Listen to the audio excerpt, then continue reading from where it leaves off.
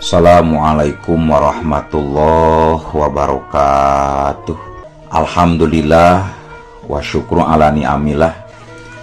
Masih keneh tiasa ditepang dangukeun deui dina acara anu matuh kamemet urang sadayana. Nyatana dina pagelaran dongeng Sunda ayeuna kantun bagian anu ka 38 pamiarsa. Atuh ngarah teh nyangkolong tingkana waktos sumangga.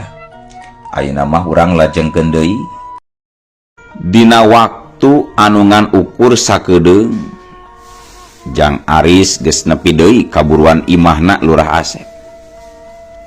Geus make tergos beureumna ayeuna mah Jang Aris teh. Alhamdulillah eueuhna naon geuning di dieu teh. Garendangna si tergos beureum.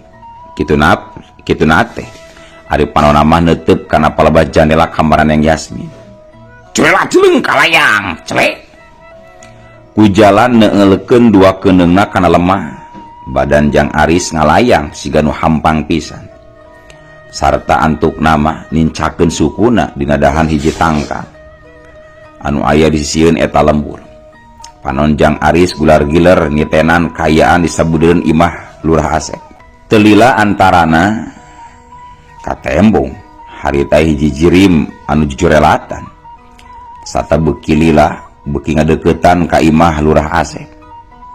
Nepi ka antuk nama eta jirim anu tetela geuning si Akung ngajega di buruan imah Lurah Asep. Si tergos beureum anu keur ngawaskeun tina dahan tangkal rada kurang kerung sababikeun diri nama eta lalaki anu pangawakanana tegep sarta jangkung teh estuning anyar pinanggih pisan. Tapi teu langsung ngayakeun tindakan Jang Aris teh. Sakadapan mah manehna ngan ukur nampokeun gurak-gerik si Akung anu kiwari geus kakatayepan ngadeuketan ka palebah jandela kamar Neng Yasmin. Bener geuning aya nu boga niat goreng ka Neng Yasmin teh. Garendengna si tergos beureum kituna teh bari gura-giru miteskeun pangpung sagede curug anu panjangna kira-kira sajengkal. Sedangkeun ari si Akung sanggeusna aya di hareupeun jandela kamar Neng Yasmin. Reup manehna meureumkeun sapasang panonna dibarengan ku napalkeun dampal leungeun katuhuna kana jandela. Aneh teu lila antarana kadenge nyolokna sabaraha slot siga aya nu muka. Nyah si Akung beunta deui.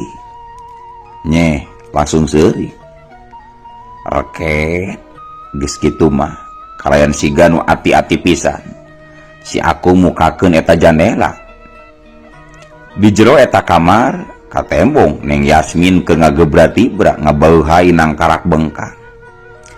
Wah geulis geuning.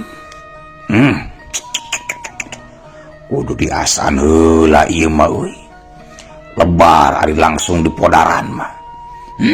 Eta biwir meni ipis amu cuy beureum beuh waskeun lamun ngalamotna. Eta bitis meni koneng umyang beuh meni pepel. Eta rompok bool meni langking kitu. Nya ieu mah kudu di asaan sancrem dua encroma ieu. Gerendang nasi Akung ditungtungan ku sorangah serenge sorangan. Geus kitu mah kalacat. Si Akung ngalacat naik kana jandela. Tapi seak beletak. Wadaw. Karek masih Akung rek asup ka jero kamar. Karasa anu ngabeletak nanggal pisan kana sirahna. Gebut. Si Akung nepi ka ngagoak disusul ku awakna anu ngagebut. Siga nama awahing kureuwas. Di jero kamar Neng Yasmin oge nepi ka ngorejat sarta jejeritan mangsa nempo jandela kamarna anu geus ngagemblong teh. Goblok. Nasari sia goblok. Sanggeusna gancang hudang deui mah si Akung langsung sesorongot bari tunjuk ka si tergos beureum anu tetela geus ngajega di buruan. Aya naon ieu teh Yasmin, aya naon? Di jero kamar Lurah Asep anu ngurunyung dituturkeun ku pamajikanana rampang rempeng nalek ka anakna. Batan nembalan mah Neng Yasmin malah siga nu sieun laju tutunjuk kana jandela. Lurah Asep bati molohok sanggeusna ngadegetan jandela teh. Sabab kalawan kacaangan ku remeng-remengna cahaya bulan. Katembong aya 2 jirim anu keur pating jeraga sarta pareup-pareup di buruan. Si tergos beureum, nah aya naon deui nya? Sadi eta jalma anu keur sanghareupan ku si tergos beureum. Gerdangna Lurah Asep tumanya ka dina sorangan. Gancang tutupkeun. Gancang tutupkeun bapana, lain malah hulang kitu tutupkeun bapana. Indung Neng Yasmin rada nyentak. Gancang bae Lurah Asep meundeukeun jandela. Sarta saterus nama gura-giru noong kayan di luar. Saha bapana? Tanya indung Neng Yasmin bari gancang ngojengkang ngadeukeutan salakina. Si tergos beureum. Teuing saha anu saurang deui mah. Nu katempona teh si tergos beureum keur adu hareupan jeung jalma anu jangkung tegep. Tembak Lurah Asep semua harewosan. Kajurung kurasa kapanasaranan antuk nama Neng Yasmin jeung indung nage pipilueun naroong tina sela-sela bilik anu ngahaja dikorowek heula. Jawab goblok. Nasa ilai. Pangna ilu biung kana urusan dewek geuleuh. Sedangkan di buruan si Akong nempi katutunjuk deui siga nu pohara keheuleunnana ka si tergos beureum. Arek oge kuring anu nanya ka Andika anu taya pangondang rek asup ka imah batur. Tembal si tergos beureum kalayan pohara pisan tenang. Goblok, dipodaran sia ku aing. Ah, tong di dieu rek ngajak ngesang mah heureut tempatna. Hayu tuturkeun kuring ari nya boga kawani mah. Corelat celung. Tanpa ngadaguan heula jawaban ti si Akung, Jang Aris langsung ngecorelat ninggalkeun buruan imah juragan Lurah Asep. Rek men tadi podaran beuneunan sia teh. Heug, ku aing mah teu burung dilayanan deuleu. Ya, corelat celung. Kalayan dina gerakan anu pohara pisan hampangna. Geus kitu mah si Akung oge ngacorelat ngudag si tergos beureum. Meh bareng jeung ngilesna si Akung, kaburuan Lurah Asep pating terojol puluhan warga. Anu tayuh nama pabeja-beja mangsa ngadenge suara Neng Yasmin anu ngajerit. Nempo aya warga nu daratang, Lurah Asep gancang kaluar. Aya naon Pak Lurah? Asa menderama pisan Pak? Tanya seorang warga anu pangheulana nepi ka hareupeun Lurah Asep. Aya si tergos beureum tadi teh. Tembak Lurah Asep semua hari weus-weus. Si tergos beureum namana ning eueuh yang Lurah? Tanya nu sejenna. Bieu teh pating jorelan kapelah ditutu rek tarung patutunggalan sigana mah. Sabab si tergos beureumna sigan embungeun galungan di dieu lumpat ka ditu tuh. Lurah Asep tutunjuk kabeh kidul. Ayo urang tuturkeun euy ayo. Kela. Tong milu kabeh ieu teh. Saware baturan pamajikan jeung anak kuring di dieu. Jeung marawa obor heula deui ieu teh poek. Sok sanajan katempona siga nu rada kuciwa, tapi antuk nama sabaraha warga anu ditunjuk pikeun maturan Neng Yasmin jeung nu jadi indungna teh. Antuk nama daekeun ngagugu kana parentah ti nu jadi pamingpin lemburna. Bring atuh sanggeus marawa obor mah Lurah Asep jeung puluhan warga pating geredik ngabring muru ka palebah ngilesna si tergos beureum jeung si Akung saluyu jeung panuduhan Lurah Asep. Aya naon euy? Tanya seorang warga semuru ngaringeun mangsa nempo abringan Pak Lurah. Aya si tergos beureum rek galungan cenah. Tembak salah saurang warga anu milu eta abringan. Si tergos beureum di mana ayeuna? Hayu we milu loba tanya pisan sia mah hayu milu ah. Beuki lila abringan warga teh beuki nambahan. Jang apan oge aya dina abringan. Keke asa mindang-mindang teuing nya kajadian di imah Pak Lurah Asep teh. Jeung kabeneran deui sok aya si tergos beureum wae. Salah seorang warga ngajak nyarita kana jadi baturna. Geus pasti jalma nu saurang deui mah boga maksud goreng ka keluarga Lurah Asep eta teh. Nya mata si tergos berem malangan oge da goreng niatna. Jadi bukti penasaran kuring mah teh saha atunya sebenarnya si tergos berem teh. Pas warga nu sejena Ari ceuk basa mirima geus puguh urang dieu keneh cenah eta teh. Heueuh ngan saha atunya jalmana. Nya teuing ngan anu jelas mah ti saprak aya si tergos berem di lembur urang teh tara aya nu kabangsatan euy aman-aman saja. Gede pisan jasana si tergos berem teh kitu diantarana wangkongan warga sajeroning gagancangan lumampahna nuju kabeh kidul. Hiat jeleng hubu tiuk das wah tata belali tuoi ta kadang kita ngajorowok kata seorang warga nepi ka curinghak sarta tutunjuk bari ngalieur ka baturna mangsa hawar-hawar kadenge jorwokna nu keur galungan teu sirikna pating dereg-deg lalumpatan geus kitu mah warga di eta abringan siga nu hayang paeulah heula muru kana datangna sora.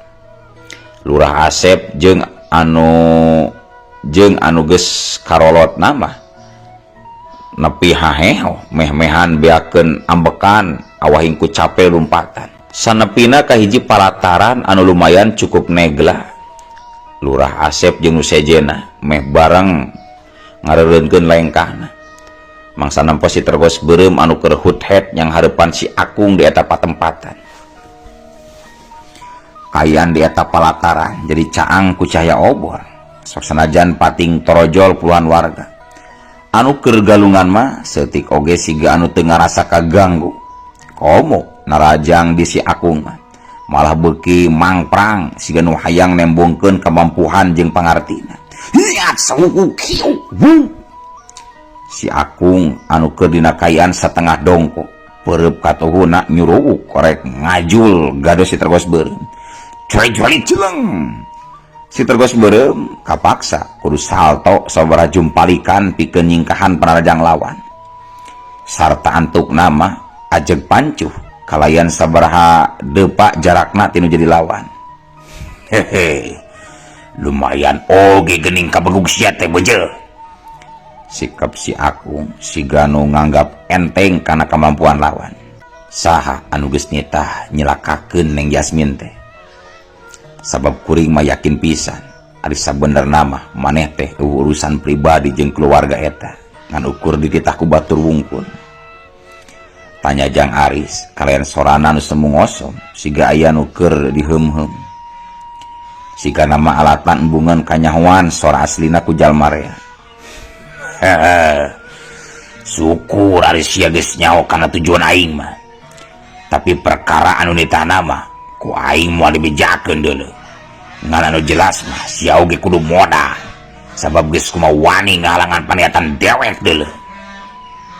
Ngadengi caritaan si tergos berem jeung si Akung nu samodel kitu Lurah Asep jeung nu sejena mah nepi ka pohara ngagarebegna. Jadi eta jalma terek nandasan Neng Yasmin oi cik salah seorang warga nu jadi baturna. Ngan aya nu nita geuning cenah mah saha jeung naon urusan ananya euy. Teuing untung kaburu kapanggih ku si tergos beremnya. Makaning tadi teh jendela kamar Neng Yasmin oge geus ngageblag ari ceparurah mah cenah geus tinggal asup. Waduh hampir-hampiran cilaka atunya. Dina mangsa puluhan warga keur galecok ari Lurah Asep mah teu pilueun nyarita. Paneteupna malah mingkin museur kadua jalma anu keur aya di pakalangan. Anu dina waktu harita si Akung geus mimiti metak ngawatak ajianana. Cung kalayan dina kuda-kuda anu pohara pisan pancuhna si Akung ngacugkeun dua pereupna gebur. Dua leungeun si Akung dumadakan di bulan ku ngempurna cahaya berem. Nempok kitu si tergos berem oge teu wani gagabah gancang ngawatak pangabisana gebur. Leungeun si tergos berem oge dumadakan ngagebur di bulan ku cahaya bodas. Puluhan warga anu narempok kana eta kajadian saurang oge taya nu teu moloho kituna teh disusul ku pating galecok deui jeung pada baturna. Hiya, coelat, jeleng, wush. Barang jeung gorowokna si Akung nyebrut ngayakeun deui panarajan. Leungeun katuhuna anu kiwari mah geus diisi ku tanaga lapisan, nyuruwuk rek nembrag dada si tergos beureum. Tapi gilak. Si tergos beureum gilak ka belah kenca. Plos, huk. Barang pisan jeung ngeplosna panarajang si Akung. Si tergos beureum oge langsung malas ngasupkeun tonjokan kana sirah lawan. Lap. Si Akung gancang ngelokeun sirahna sarta sakilat ngababadkeun suku narek nuar bincurang lawan. Gajeleng. Jang Aris ngagajeleng kalayan pohara pisan luhurna nepi ka aya kana 5 deupana. Dina kayaan badan si tergos beureum anu keur ngalayang gancang bae. Si Akung ngayakeun panarajang susulan ngablesat dina kayaan 2 peureupna anu diacungkeun ka luhur. Nempok kitu si tergos beureum gancang nutup kalayan 2 peureupna anu turun leuwih ti heula. Balukar tina diaduna 2 kakuatan nepi ka ngabalukarkeun sora anu pohara tarikna. Seot kebu. Awak si Akung teu beda jeung HP anu dibebeutkeun ku saurang lalaki. Sanggeusna dina telepon paloh-paloh omong jeung nu jadi kabogona. Beuh pohara. Jig-jigan HP sagalanya pamirsa.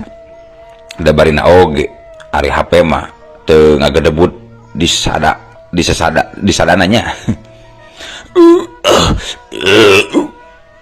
Si Akung nepi ka haragungan bari pepelengkingan alatan awakna anu ngagedebut kalayan pohara pisan tarikna.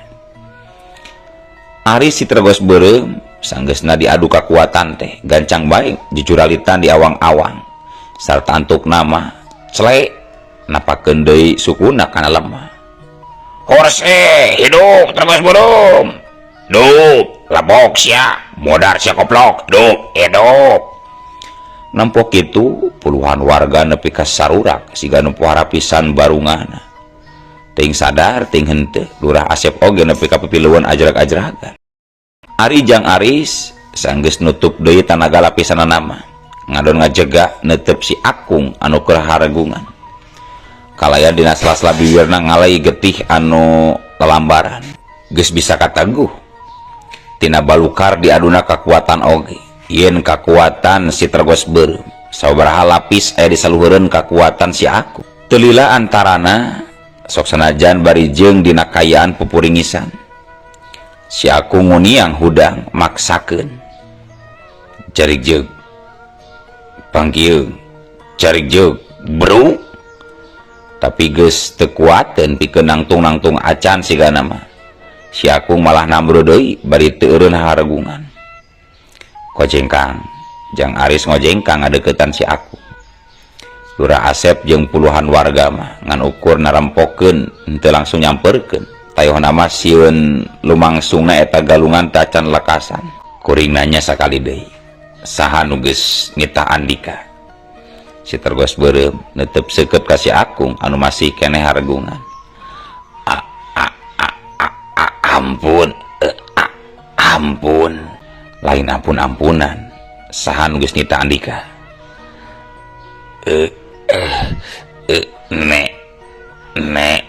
Nek. Awas tukangeun. Cek retek dina hate Jang Aris. Jang Aris siga nu ruas gancang bae musurkeun deui kakuatanana. Katempo tina 2 peureupna anu geus ngagebur deui di bulan ku caya bodas. Geus kitu mah gura-guru bae Jang Aris malikeun awakna. Hiat pelesat. Jebret. Karek mah si tergos beureum malikeun awakna kaburu ngabelesat manten cahaya beureum sarta nanggal pisan kana dadana. Celang gedebu. Si tergos beureum ngagoak pohara pisan tarikna disusul ku awakna anu ngaceleng aya kana 10 deupana sarta antukna mah ngagedebut dinggang lemah. Puluhan warga anu nyaksian kana eta kajadian nepi ka pohara ngarenjatna sarta meh paheula-heula muru ka Jang Aris anu keur nangkarak bengkang sarta teu bisaeun ojah deui.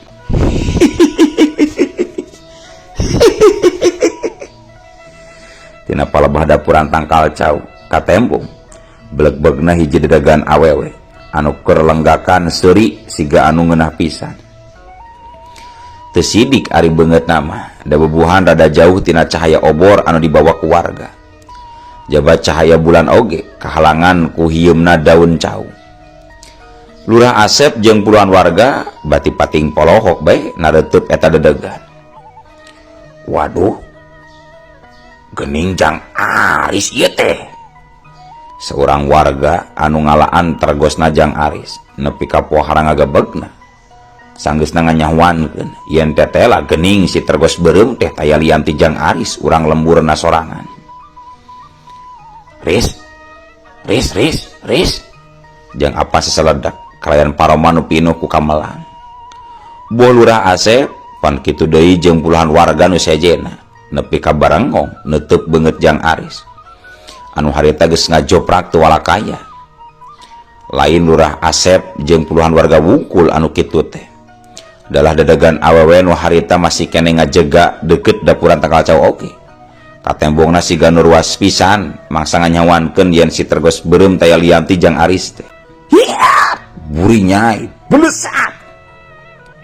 Barang jeung jorowokna tina dampaleungeun eta jirim ngabelesat cahaya beureum anu lempeng pisan ngarah kan awak si Akung anu masih keneh can eureun haragunganna. Belesat jelugir.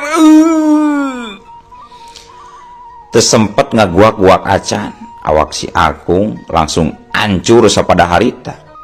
Sakur warga nu nyaksian kabeh oge nepi ka pohara ngarenjakna. Corelat cenah kelas.